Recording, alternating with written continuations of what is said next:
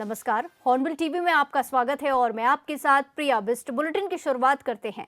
देहरादून में 47वीं all India public relation conference 2025 का आयोजन किया गया, जहां प्रदेश के मुखिया पुष्कर सिंह धामी और राज्यसभा सांसद नरेश बंसल ने शिरकत कर स्टॉलों का अवलोकन किया। वहीं दीप प्रज्वलित के साथ कार्यक्रम का शुभारंभ किया गया और रंगारंग कार्यक्रम भी प्रस्तुत किए गए। साथ ही सीएम ने कार्यक्रम को संबोधित भी किया।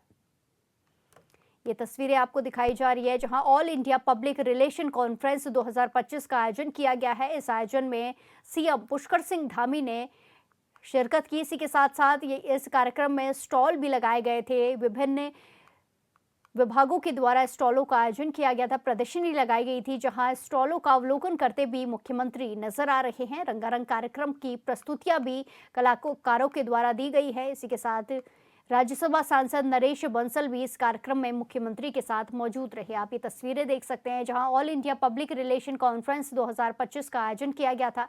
कार्यक्रम में शिरकत करने के लिए मुख्यमंत्री पुष्कर सिंह धामी पहुंचे।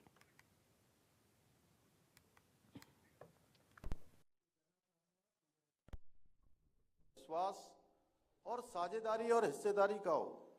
मुझे लगता है आज के बदलते हुए विश्व में पब्लिक रिलेशन संकट के समय एक सक्षम कमांड सेंटर का कार्य कर सकता है। साथ ही ये राष्ट्र के लिए एक सकारात्मक नैरेटिव गढ़ने वाले एक मजबूत सिस्टम के रूप में भी सरकारों की मदद कर सकता है, सरकारों का सहयोगी हो सकता है। और मुझे पूरा विश्वास है आप सभी मिलकर उत्तराखंड ही नहीं बल्कि पूरे देश में एक ऐसी व्यवस्था बनाएंगे जहां बातचीत भी प्रभावशाली हो और प्रस्तुति भी भरोसेमंद हो और संवाद भी राष्ट्रहित में परिणाम देने वाला होगा। आप लोगों के नेतृत्व में देवभूमि उत्तराखंड से ये प्रसारित होने वाला ये विजन निश्चित रूप से विकसित भारत के निर्माण में अवश्य ही बहुत बड़ी भूमिका निभाएगा। भाइयों बहनों, 2047 में आज़ादी के 100 वर्ष पूरे होने पर भारत कैसा होगा, भारत का हर शहर कैसा होगा, भारत का हर गांव कैसा होगा, भारत की हर तहसील कैसी होगी, भारत का हर क्षेत्र छोटा सा छोटा मोहल्ला कैसा होगा, उस भारत के निर्माण में जनसंपर्क की क्या भूमिका होगी, ये राष्ट्रीय महत्व का विषय है। इस विषय पर आप सब लोग यहाँ पर लगातार अगले 3 दिनों तक मंथन करेंगे और वो निश्चित रूप से जो भी उस मंथन से अमृत निकलेगा वो बहुत महत्वपूर्ण होगा। और पब्लिक रिलेशन जैसे ज्वलंत विषय पर आप लोग जो कार्य कर रहे हैं, इसके लिए मैं अजीत पाठक जी आपको और आपकी पूरी टीम को और आप सभी पदाधिकारियों को, आए हुए सभी सदस्यों को बहुत मैं साधुवाद देता हूँ। भाइयों बहनों, अभी जैसा नरेश बंसल जी ने कहा कि हमारे प्रधानमंत्री जी ने बाबा केदार के धाम से कहा था, 5 नवंबर 2021 को उनके मुंह से ये शब्द निकले थे कि 21वीं सदी का ये तीसरा दशक उत्तराखंड का दशक होगा। ये कोई सामान्य शब्द नहीं थे, ये शब्द शिव के धाम में निकले थे और शिव की प्रेरणा से निकले थे। और मुझे ये बताते हुए खुशी है कि उत्तराखंड आज इस संकल्प को साकार करने की दिशा में बहुत तेजी से निरंतर आगे बढ़ रहा है, जहां राज्य की अर्थव्यवस्था का आकार 14,501 करोड़ रुपए से बढ़कर 2024-25 में 3,78,240 करोड़ रुपए तक पहुंचने जा रहा है। इसी प्रकार प्रति व्यक्ति आय जो गठन के समय में 15,285 रुपये थी, अब बढ़कर 2,74,064 रुपये तक अनुमानित है। विकास की गति बढ़ने के साथ ही राज्य का बजट भी 20 गुना से अधिक बढ़ चुका है और बेरोजगारी दर में 4.4% की ऐतिहासिक कमी भी दर्ज हुई है।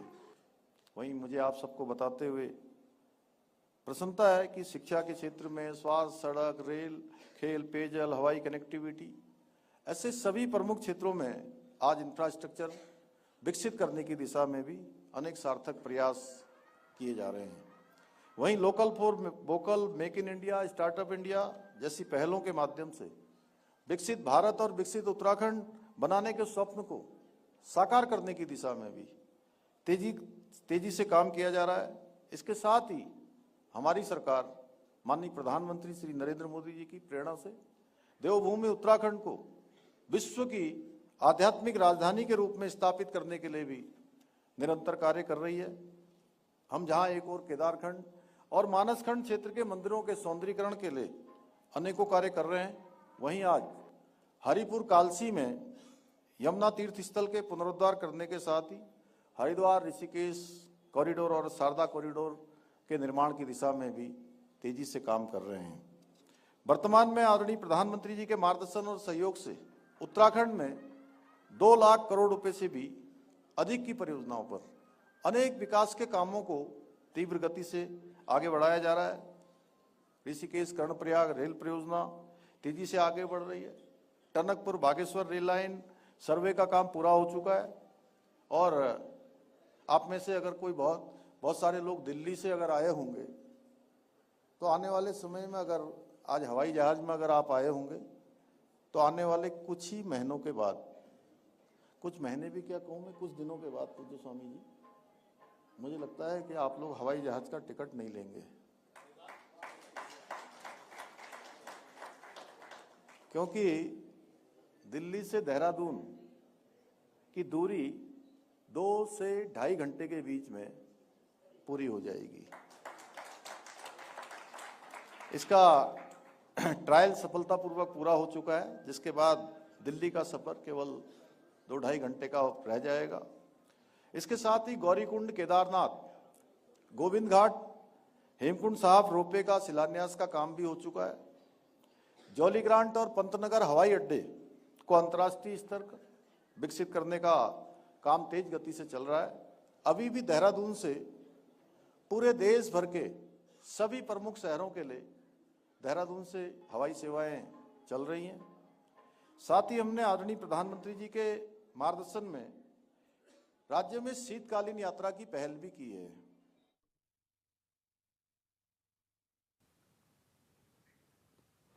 ये तस्वीरें सामने आई हैं जहां मुख्यमंत्री कार्यक्रम में शिरकत करने पहुंचे। इसी के साथ उन्होंने जनता को भी संबोधित किया है और सरकार की कई सारी उपलब्धियों को गिनाया है। साथ साथ विभागों के स्टॉल भी लगाए गए थे, जहां मुख्यमंत्री ने स्टॉलों के पास पहुंचकर स्टॉलों का अवलोकन किया है। मुख्यमंत्री के साथ राज्यसभा सांसद नरेश बंसल भी मौजूद रहे, जहां इस कार्यक्रम का आयोजन किया गया है। मुख्यमंत्री ने इस कार्यक्रम में शिरकत की और स्टॉलों में जो उत्पाद थे उन्हें देखा है, उनका अवलोकन किया है। इसी के साथ खबरों में आगे बढ़ते हैं। 14 दिसंबर को दिल्ली के रामलीला मैदान में कांग्रेस प्रमुख राहुल गांधी की ओर से वोट चोर गद्दी छोड़ रैली का आयोजन किया जा रहा है। इस रैली में हाईकमान ने सभी राज्यों से हजारों की संख्या में कार्यकर्ताओं का आह्वान किया है। इसी के चलते उत्तराखंड से करीब 15 से 16 हजार कार्यकर्ता इस रैली में शामिल होंगे। कांग्रेस प्रदेश अध्यक्ष गणेश गोदियाल का कहना है कि इस रैली के जरिए जनता को वोट चोरी के प्रति जागरूक करना है। 14 तारीख को रामलीला मैदान दिल्ली में कल जो रैली होने जा रही है, उसकी तैयारियों के संबंध में जो तमाम लोगों से वार्ता हुई है वो पूर्ण हो चुकी तैयारियां, और अब लोग कुछ तो निकल भी गए, कुछ निकलने की स्थिति में है, कुछ रात तक निकलेंगे। और जो नज़दीक के ज़िले हैं हरिद्वार, उधम सिंह नगर, इनकी रिपोर्ट ये है कि ये कल अर्ली मॉर्निंग और कुछ लोग रात में भी निकल रहे हैं। ये मानना है कि करीब 15 से 16 हज़ार के बीच लोग दिल्ली पहुंचेंगे। और रामलीला मैदान में जिस प्रकार से हरियाणा, दिल्ली, पश्चिमी उत्तर प्रदेश, राजस्थान से बड़ी संख्या में लोग शामिल हो रहे हैं, उत्तराखंड से भी लोग बड़ी संख्या में शामिल हो रहे हैं, पंजाब से काफ़ी संख्या में लोग वहाँ पर शामिल हो रहे हैं, और अन्य राज्यों से भी जो दूर के राज्य हैं वहाँ से भी काफ़ी लोग शामिल हो रहे हैं। मैं समझता हूँ कि एक ऐतिहासिक रैली रामलीला मैदान में होने जा रही है संख्या के हिसाब से। और मकसद ये है कि जिस प्रकार से केंद्र की सरकार चुनाव आयोग के साथ मिलकर वोटों का बीजेपी के लिए इंतजाम कर रही है चोरी करके, वो आम आवाम के सामने उसका पर्दाफाश किया। उत्तराखंड में प्री एसआईआर के तहत 70% मतदाता सत्यापन का लक्ष्य रखा गया है। वहीं बीजेपी विधायक विनोद चंबोली ने कहा कि पिछले एसआईआर को समझना बहुत जरूरी है। पहले एसआईआर को समझना बहुत जरूरी है। उन्होंने कहा कि जो इस देश का नागरिक ही नहीं है, अगर उसका नाम वोटर लिस्ट में आया है तो उसका नाम हटना चाहिए। हम भी मानते हैं कि किसी भी विदेशी को इस देश में वोट देने का राइट नहीं हो सकता, क्योंकि संवैधानिक व्यवस्था है इस देश का नागरिक ही यहाँ का मतदाता होगा और हम उसको व्यवस्थित कर रहे हैं।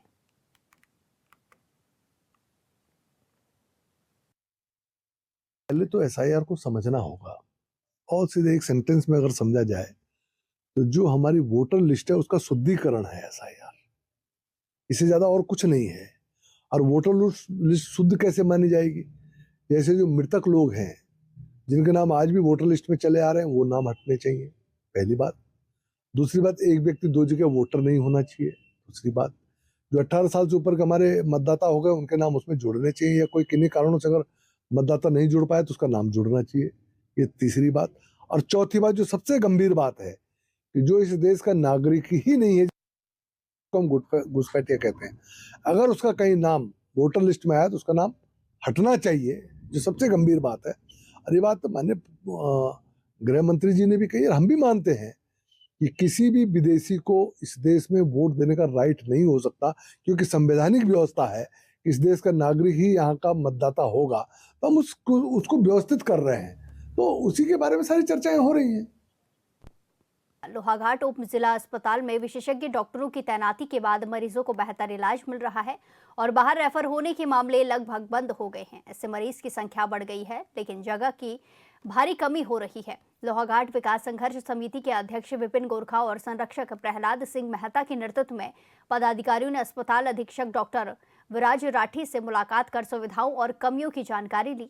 समिति ने अस्पताल के नए भवन के निर्माण, मरीजों के तीमारदारों के लिए रैन बसेरा, डॉक्टरों के बैठने की पर्याप्त जगह, पोस्टमार्टम हाउस में सफाई और एक्सरे टेक्नीशियन की अतिरिक्त तैनाती की मांग की है। विपिन गोरखा ने कहा कि उपजिला का अस्पताल का दर्जा मिलने के बावजूद सुविधाएं नहीं बढ़ाई गई है और समिति जल्द जिलाधिकारी से मिलकर समस्या के समाधान की मांग करेगी। सबसे बड़ी बात है, आज लोहाघाट विकास संघर्ष समिति ICMS और राठी सर से मिलने आए थे और हम लोगों ने यहाँ जानकारी चाह रहे थे कि यहाँ पे क्या है, कैसी स्थिति है। और हमें देखकर सबसे बड़ी बात ये है कि आज समस्या तो पहले ज़्यादा थी, तो अब हैं, अभी भी हैं। और सबसे बड़ी समस्या है अभी जो हमें स्ट्रेचर की समस्या है, व्हील चेयर की समस्या है। अभी यहाँ पे डॉक्टरों को बैठने के लिए अच्छे रूम नहीं मिल पा रहे हैं, कमरे और सब बिल्डिंगों की अभी जो हमारे पास, क्योंकि OPD लगातार बढ़ रही है तो अभी हमें कमरे भी चाहिए, वो उनकी भी व्यवस्था नहीं हो पा रही है। साथ साथ में अभी हम ये देख रहे हैं कि हमारा एक्सरे मशीन जो है ख़राब है और उसको संचालित करने के लिए यहाँ पे एक ही टेक्नीशियन है, दूसरे टेक्नीशियन की भी ज़रूरत है। ऐसे ही बहुत सारे जो मुद्दे हैं, जो बहुत अभी समस्याएं हैं। जैसे अभी हमने डॉक्टर साहब से हम यानी मांग यही भी है कि तीमारदारों के लिए यहाँ पे रहने की व्यवस्था की जाए, जिससे कि जो दूरदराज के लोग हैं उन लोगों को राहत मिल सके। आज हम लोगों ने एक पॉजिटिव चर्चा करी विभाग से, ताकि हम लोग सहयोग कर पाएँ कि व्यवस्थाओं की क्या कमी है, उनको मिलजुल कर पूरा कर सकें। तो उनकी तरफ से कुछ दिक्कतें आई जो उन्होंने पॉइंट बताई हम लोगों को, कि पोस्टमार्टम हाउस में चारों तरफ से एक तो गंदगी है, एक वहाँ जाने का रास्ता तक नहीं है, उन्हें दीवार को फांद कर जाना पड़ता है। दूसरा, एक दो व्हील चेयर की आवश्यकता बताई, कुछ स्ट्रेचर और डॉक्टर्स के लिए बैठने की व्यवस्था। और उन्होंने बार बार एक बात कही कि थोड़ा सा यहाँ विस्तारीकरण हो जाता, बेड कम पड़ जाते हैं कभी कभी इमरजेंसी में, और बिल्डिंग की जो पहले से मांग चलती आ रही है, इसको जल्द से जल्द पूरा करेंगे तो क्षेत्र को लाभ मिलेगा। और हमारी व्यवस्थाएं हम देख रहे हैं, डॉक्टरों के द्वारा काफ़ी कुछ मेहनत करी जा रही है और अच्छा काम किया जा रहा है। उनको सुविधाएं मिलेंगी तो कार्य और अच्छा होगा। धन्यवाद। ना कि हम चाह रहे हैं कि DM साहब से जैसे ही हमने मिलने का तय है, हम चाह रहे हैं उससे पहले सभी विभागों से डिस्कस कर लिया जाए कि जनता के लिए क्या समस्या है और विभागों के पास क्या समस्या है, उनकी किन समस्याओं से उनको जूझना पड़ रहा है, ताकि इस संबंध में पूरी चर्चा हम कर सकते हैं, ताकि आधी अधूरी समस्या के साथ हम जिलाधिकारी महोदय के पास न जाएं। यहाँ पर जो समस्याएं इन्होंने बताई हैं और कुछ हमको भी सहयोग करना होगा, और उसके लिए हम बिल्कुल देखेंगे पोस्टमार्टम हाउस के पास अव्यवस्था हो रही है साफ सफाई, इसमें नगर पालिका से भी मिलेंगे, उसकी सफाई करने के लिए हम उनकी टीम ले जाएंगे। पहले अध्यक्ष जी से बात करेंगे, ईओ साहब से बात करेंगे, उसका हम स्तरीय निरीक्षण भी करेंगे। जो उसमें सहयोग होगा हमसे, हम अपने स्तर से भी करेंगे। हम चाहें कि मिलजुल करके सब इस से विभागों से भी तालमेल बैठाते हुए जनता को जिससे अधिक से अधिक लाभ हो, वो काम हम करना चाहिए। उत्तराखंड हाईकोर्ट ने ऋषिकेश भनियावाला स्ट्रेच में शिवालिक एलिफेंट रिजर्व के अंतर्गत सड़क चौड़ीकरण के लिए प्रस्तावित 4,369 पेड़ों के कटान पर दायर जनहित याचिका में राज्य सरकार की जल्द सुनवाई की अर्जी पर विचार किया। मुख्य न्यायाधीश जी नरेंद्र और न्यायमूर्ति सुभाष उपाध्याय की खंडपीठ ने मामले की सुनवाई के बाद अगली तारीख 19 दिसंबर तय की है। कोर्ट ने प्रमुख सचिव लोक निर्माण विभाग को वीडियो कॉन्फ्रेंसिंग से उपस्थित होने का निर्देश दिया है। सुनवाई में पूर्व वन संरक्षक जयराज, समाजसेवी आशीष गर्ग और याचिकाकर्ता की ओर से बताया गया कि पहले ट्रांसप्लांट किए गए पेड़ सफल नहीं रहे। एफआरआई की रिपोर्ट के अनुसार 4,369 पेड़ों में से 700 को ट्रांसप्लांट किया गया, जबकि 3,615 अभी काटे जाने हैं। आपको बता दें कि याचिका देहरादून निवासी सामाजिक कार्यकर्ता रीनू पाल ने ये दायर की है, जिसमें कहा गया है कि ये क्षेत्र एलिफेंट कॉरिडोर में आता है और पेड़ कटान से पर्यावरण को गंभीर नुकसान होगा। पूर्व में भी कोर्ट के हस्तक्षेप से शिवालिक एलिफेंट रिजर्व संरक्षित किया गया था। कि रीनू पॉल जो एक पर्यावरणविद हैं, उन्होंने यह जनहित याचिका यह कहकर दाखिल की थी कि उत्तराखंड राज्य में कई हाथियों के कॉरिडोर हैं, लेकिन उनका चिन्हीकरण तो हुआ है, सबको पता है वो कहाँ हैं। जैसे कांसरो बड़कोट का है, मोतीचूर का है, तीन पानी का है, लेकिन उनको कोई कानूनी प्रोटेक्शन नहीं प्राप्त है। और इस बीच ऋषिकेश और भानियावाला के बीच में 4 लेन का प्रोजेक्ट आ गया, जो हाथियों के 2 कॉरिडोर को इंटरसेक्ट करता है, जो पहले से ही नेपाली फार्म और हरिद्वार का जो रास्ता है, नेपाली फार्म और देहरादून का, देहरादून हरिद्वार हाईवे का, उसमें जो है ऑलरेडी वो इंटरसेक्ट हो जाते हैं और अब ऋषिकेश और भानियावाला के बीच में भी वो फिर से इंटरसेक्ट हो रहे हैं। इस इंटरसेक्शन की वजह से वहाँ पर जो 4 लेनिंग उनकी प्रस्तावित है, उसमें वो 4,369 पेड़ काटने चाह रहे हैं। तो उसमें NHAI की तरफ से, national highway authority of India की तरफ से यह कहा गया कि वह लगभग 700 पेड़ का ट्रांसप्लांटेशन कर लेंगे। तो आज माननीय उच्च न्यायालय के समक्ष जो पूर्व प्रमुख वन संरक्षक रहे हैं जयराज सर, उनकी ओर से, और एक इंटरवेंशनिस्ट आशीष गर्ग, जो भी एक सामाजिक कार्यकर्ता हैं जिन्होंने सहस्त्रधारा रोड चौड़ीकरण के विरुद्ध जनहित याचिका वर्ष 2022 में योजित की थी, उन दोनों ने भी अपनी बातें रखी और याचिकाकर्ता ने भी अपनी बात रखी। और इसमें यह निकल कर आ रहा है कि पुराने ट्रांसप्लांटेशन एफर्ट्स जो रहे हैं, ट्रांसलोकेशन एफर्ट्स, वो उतने सक्सेसफुल नहीं हुए हैं, ऐसा याचिकाकर्ताओं ने माननीय उच्च न्यायालय को अवगत कराया। हरिद्वार में 2025 की अंतिम लोक अदालत का आयोजन किया गया, जिसको लेकर जिला जज नरेंद्र दत्त ने बताया कि लोक अदालत में बिजली विभाग से जुड़े प्रकरण, ट्रैफिक चालान समेत कई प्रकरणों का निस्तारण किया जा रहा है। उन्होंने स्पष्ट किया है कि लोक अदालत में सिर्फ वही बिजली से जुड़े मामले लाए जा रहे हैं जिसमें उपभोक्ता पहले ही असेसमेंट अमाउंट और कंपाउंडिंग फीस जमा कर चुके हैं। वहीं जिला विधिक सेवा प्राधिकरण की सचिव सिमरनजीत कौर ने बताया कि अब तक परिवार न्यायालय के 35 मामले, सेशन व CJM कोर्ट के 1100 से ज्यादा प्रकरण निरस्त हो चुके हैं। कुल 1500 मामलों का निपटारा किया जा चुका है। हमारे इस वर्ष की आखिरी लोक अदालत है, जो नालसा के और सालसा के आयोजन में की जा रही है। वर्ष की आखिरी है और इसमें जैसे बिजली विभाग से लेके चालान, ट्रैफिक चालान्स को लेके और 130 जो भी ऑफेंसेस कंपाउंडेबल होते हैं, जिनका समन किया जाता है, उन ऑफेंस को, चाहे वो सिविल नेचर का हो या जैसे आप हिंदू मैरिज एक्ट के केसेज है जहाँ पर पक्षकार आपस में समझौता कर लेते हैं या रीसेटल होना चाहते हैं या अपने आपस में म्यूचुअल डाइवोर्स है, तो वो मामले लिए जा रहे हैं। इसमें ऐसा है जी, अभी हमें पता चला, हमारे मेरे सेक्रेटरी से DLSA ने बताया कि फेक न्यूज़ चल रही है, वायरल हो रही है, कि जिसमें कहा है कि बिजली के जो बिल है माफ़ किए जा रहे हैं। तो ये जो न्यूज़ है वो किसी ने गलत चलाई हुई है, ऐसा कुछ नहीं हो रहा है। सिर्फ वही बिजली के मामले लिए जा रहे हैं जिसमें लोगों ने असेसमेंट अमाउंट और कंपाउंडिंग फीस जमा करा दी है। तो ये गलत न्यूज़ है और इसको हम आपसे कहेंगे कि इसको अगर आप इसी मीडिया के द्वारा बता दें, कोई भी बिल माफ़ करने की कोई योजना नहीं है, ना वो हो सकता। इस बार की जो राष्ट्रीय लोक अदालत है, इसमें अगर मैं हेडक्वार्टर की बात करूँ तो हेडक्वार्टर में हमने 13 बेंचेस का गठन किया है और 13 बेंचेस में सभी शमनी प्रकृति मामलों को टेकन अप किया जा रहा है। इसमें परिवार न्यायालय यानी कुटुंब न्यायालय की भी एक बेंच बनी हुई है, जहाँ पर जितने भी पारिवारिक मतभेदों से संबंधित शमनी प्रकृति के मामले उनका निस्तारण आज हो रहा है। अभी तक जो हमने सर ने जब राउंड लिया था तो पाया गया कि अभी लगभग 35 केस तो परिवार न्यायालय के ही निस्तारित हो चुके हैं। वही बात करें कि हमारे जो सेशन न्यायालय में जो कंपाउंडिंग श्रेणी के मामले बेंच संख्या 1 में 500 से ऊपर मामले निस्तारित हो चुके हैं। अगर मैं बात करूँ सीजीएम कोर्ट में तो सीजीएम कोर्ट की जो बेंच है वो बेंच संख्या 4 है, वहाँ पर भी लगभग 600 मामले अभी तक निस्तारित हो चुके हैं। तो ऐसे सभी जो कोर्ट्स हैं जहाँ पर बेंचेस बनी हैं उन बेंचेस से जो इस समय तक का आंकड़ा है वो लगभग 1,500 मामले अभी तक निस्तारित हो चुके हैं और अभी शाम तक ये लोक अदालत आयोजित रहेगी और लोग आ रहे हैं तो उनका निस्तारण होगा। यहाँ पर जो हमारा संभागीय परिवहन विभाग है, आरटीओ है, वो भी पहुँचे हुए हैं, पुलिस पर्सोनल भी पहुँचे हुए हैं। तो यानी चाहे मोटर वाहन अधिनियम से संबंधित शमनीय मामले हैं या आरटीओ से संबंधित शमनीय मामले हैं, उनका निस्तारण भी यहाँ आज हो रहा है। इसी के साथ खबरों में आगे बढ़ते हैं। खटीमा में रोडवेज बस अड्डे के पास पुरानी रंजिश के चलते अज्ञात हमलावरों ने कुछ युवकों पर चाकू से हमला कर दिया। बदमाशों ने युवक के साथ मारपीट भी की, जिसमें एक युवक की मौके पर मौत हो गई, जबकि अन्य 2 युवक गंभीर रूप से घायल हो गए हैं, जिन्हें सूचना पर पहुंची पुलिस ने तुरंत अस्पताल में भर्ती कराया।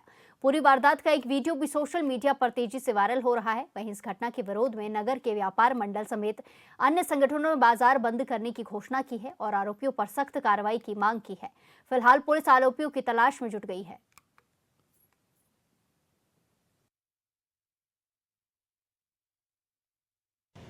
देखिए, जो कल की घटना उस पर पुलिस लगी है और हम तुरंत जो है जिन्होंने एक कुकृत्य किया उनको सलाखों के पीछे पहुंचवाएंगे और उस पर हमें जो है टीम को रवाना भी कर रहे हैं और समाज में जो है शांति व्यवस्था बनी हुई है। लोगों से अपील है कि इसको भ्रामक सूचनाओं में ध्यान न दें और जो है पुलिस से कोऑपरेट करें। उसी पर हम लोग काम कर रहे हैं। धन्यवाद। ये एक बड़ी दुखद घटना है कि कल रात्रि 9 बजे हमारे एक व्यापारी की निर्मम चाकुओं से गोद कर खटीमा मुख्य चौराहे पे कहना चाहिए मेन मार्केट पर रात्रि 9 बजे कई एक चाकुओं से वार करते हुए असामाजिक तत्वों द्वारा उसकी निर्मम हत्या कर दी गई है, जो एक बहुत ही दुखद और वो भी हमारा एक व्यापारी था। खटीमा के सभी सम्मानित व्यापारियों से हमने अनुरोध किया है कि अगर इस तरह की घटना आज हुई है, अगर सारे व्यापारी आज हमारे साथ में खड़े होते हैं तो स्वाभाविक है आज हम शासन प्रशासन के ऊपर भी अपना दबाव बनाते हुए इस पर पूरी निष्पक्ष जांच करवाई जाएगी और आज सभी व्यापारियों के द्वारा मार्केट बंद कर इस मामले को उठाते हुए सभी थाने में एकत्रित हुए हैं। इसके लिए सभी व्यापारियों का हार्दिक स्वागत, धन्यवाद है। ये देखा जाए तो मेन मार्केट का मामला है। मेन मार्केट में रात्रि में गश्त भी रहती है, पुलिस की रोडवेज पे भी रहती है। रात्रि ये लोग कहाँ थे क्या थे अपनी समझ में तो कुछ आया नहीं। जो रात्रि 9 बजे जबकि रोड चल रहा होता है, उनकी हिम्मत देखिए, उनका साहस देखिए, जिन्होंने खुलेआम एक बच्चे की चाकुओं से गोद कर निर्मम हत्या कर दी गई है। बड़ा ही दुर्भाग्य है। इस बुलेटिन में फिलहाल के लिए इतना ही। बाकी तमाम खबरों के लिए देखते रहिए हॉर्नबिल टीवी। नमस्कार।